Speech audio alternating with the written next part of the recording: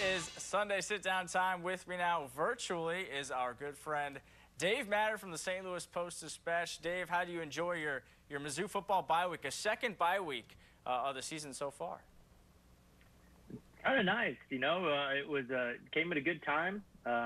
Nice weather weekend at least, so spent some time with the family and kind of laid low. And knock on wood, there wasn't any kind of major breaking news, so it went well. Yeah. So far, it was definitely a good another week off for us. What do you think for Coach Drinkwitz? What was he trying to key in on this week to get the Tigers kind of back in the win column after a disappointing loss to Florida? I think more than anything, you got to let your team get healthy. They are banged up on both lines of scrimmage, really. Now you've got some guys that are going to be out for at least the first half of this next game with the suspension. You've got some injuries along the offensive line. There's things you can always shore up on defensively. Tackling, for one, wasn't very good in that game. It's been pretty good all season long, but just wasn't good in that Florida game. Offensively, just wasn't very sharp. They turned the ball over a few times. They're not really creating turnovers on defense. They had the big one at Florida, but just not enough. So there's plenty for this team to work on. I mean, they've given themselves a lot of areas where they can just sharpen up for the second half of the season. Do you think Mizzou's feeling maybe a little bit better about that loss to Florida after what the Gators just did to Georgia on Saturday? I would say if that game was a little bit more competitive and they played better, then maybe you come out of this past week and feeling a little better. But I didn't think Missouri played very well. They just didn't give themselves a chance to win that game. Even if Florida is maybe better now than anyone thought, you still got to play well to give yourself a chance, and they didn't. And they have shown that now twice on the road. It's a bit of a trend. They just haven't looked like a really well-coached, disciplined team on the road. Well, they get a home game, 11 a.m. kickoff against Georgia this coming Saturday. Of course, Mizzou's the underdog coming in, but do you think the Tigers have a chance to knock off Georgia, who just, came out and lost to Florida? Yeah, I think there's a chance, sure. I mean, for one, we don't really know what Georgia is playing for at this point. I mean, obviously, the East isn't over, but Florida's in the driver's seat at this point. And Georgia's got a couple losses to Alabama and to Florida, two decisive losses. I mean, they weren't all that competitive in the second half. They kind of made it a game a little bit against Florida, but Florida had the upper hand almost that entire game. And they've got some injuries, too. They are really banged up. I think they were down maybe 5-6 starters by the end of that game Saturday.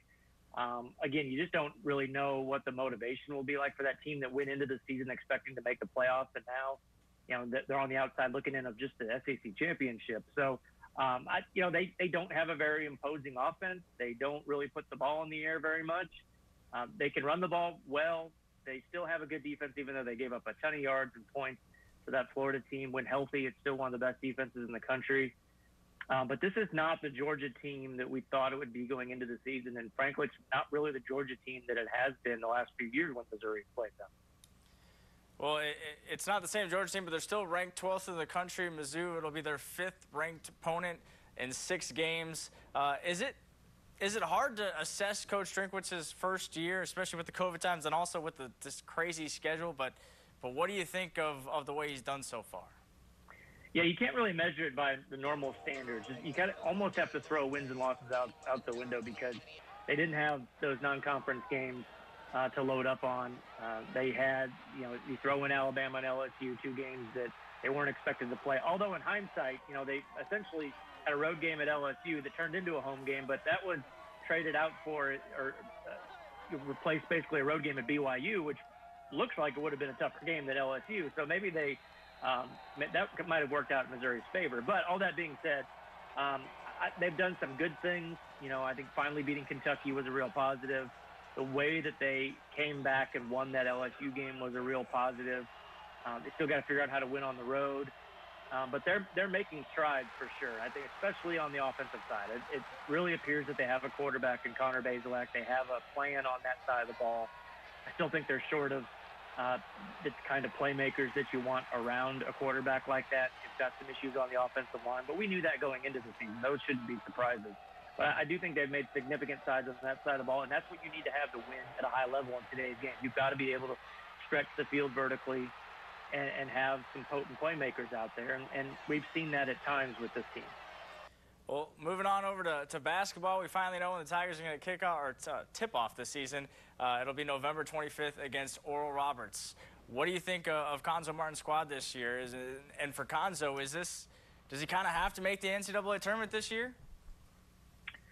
Well, I don't think anybody's job is on the line necessarily, just because if you throw in all the financial stakes at play with Missouri's athletics department, with how much they're going to lose this year because of COVID, because of not being able to have fans in the stands like they normally would. And, you know, his contract is structured in such a way that they would owe him an awful lot of money if they would want to part ways after this season. So that being said, if this team is going to be good, it's going to have to be good because of experience, because that's what they have, and they have it more than anybody else in the SEC. They've just got returning players up and down that roster. Drew Buggs is one impact newcomer who's going to play a lot of minutes, but other than that, it's going to be a lot of the same faces. And if those guys can all build on what they did last year and have their best season at Missouri, I think they can be a sleeper team in the SEC, but they're still going to have to go out and do it. When you look at Drew Smith and Mark Smith and Jeremiah Tillman and Javon Pickett and Xavier Pinson, all these guys have played a lot, and they played a lot together. So that has to be the advantage for this team.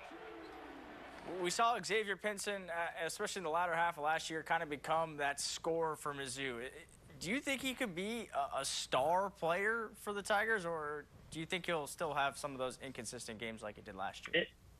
Yeah, it has to be more consistent with him. I mean, if he can do for a season what he did for about 2 weeks, he's a first-team All-SEC player, and he's an All-American candidate because he was good as anybody in this league during that stretch last year. I do think one thing that really helps him out this year is the arrival of Drew Buggs, the graduate transfer point guard from Hawaii, who's going to be handling the ball a lot this year, and it's going to take some of that ball handling, playmaking assignment and duties off of the shoulders of Xavier Pinson and Drew Smith, and let those guys be more natural scorers, which is what they're a little bit better at. And I think this team is better when that's what they're doing.